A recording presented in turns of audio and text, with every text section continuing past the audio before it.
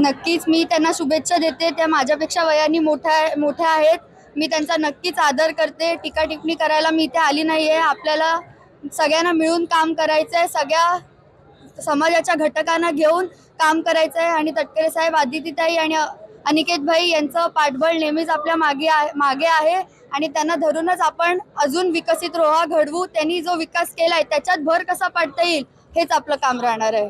Sir, काय सांगाल, आज या ठिकाणी आपण शिवसेनेचे उमेदवारी अर्ज दाखल केलेले आहेत, काय आपली प्रतिक्रिया? ना, आज शिवसैनिकांसाठी आनंदाचा दिवस आहे की रोहा नगरपालिकेमध्ये सर्व जागांवरती शिवसेना आपले उमेदवारांचा भवितव्य आजमावत आहे आणि आज रोह्याला जे काय आवश्यक अभिप्रेत असलेली जी काय विकास कामं असतील ते निश्चित आमच्या शिवसेनेच्या माध्यमातून होण्याचं संकेत निश्चित आम्ही आजच्या दिवशी देऊ आणि ज्या ज्या उमेदवारांनी फॉर्म भरतायत आणि अजून भरतायत ते निश्चित विजयी होतील असे सगळे आमचे उमेदवार आहेत।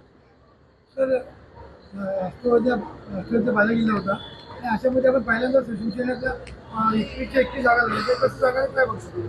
काय नाही, आज कसं आहे की या रोहा तालुक्यावरती आमचे मान्य भरतशेठ गोगावले आणि त्यानंतर आमचे दमदार आमदार महेंद्र शेठ दळवी, महेंद्र थोरवे या तिघांनी आम्हा शिवसैनिकांच्या पाठीमागं ठामपणे उभं राहून आम्हाला खंबीर साथ देण्याचा कबूल केल्यामुळे आणि खंबीर साथ त्यांची लाभल्यामुळे आज आम्ही सर्व शिवसैनिक एकवटले आहोत आणि निश्चित या रोहा नगरपालिकेवरती या वेळेला भगवा फडकणार।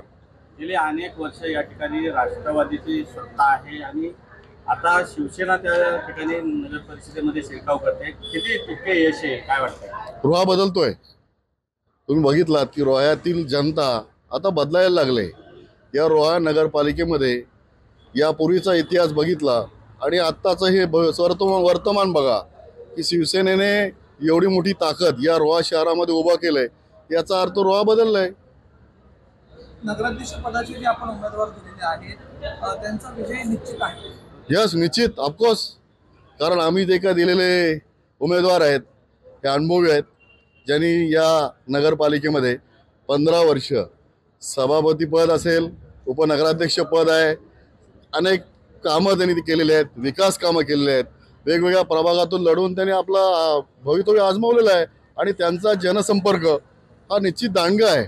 त्यामुळं या वेळेला आमचा उमेदवार नगराध्यक्ष पदाचा हा निश्चित विजयी, भरघोस मताने विजयी होईल।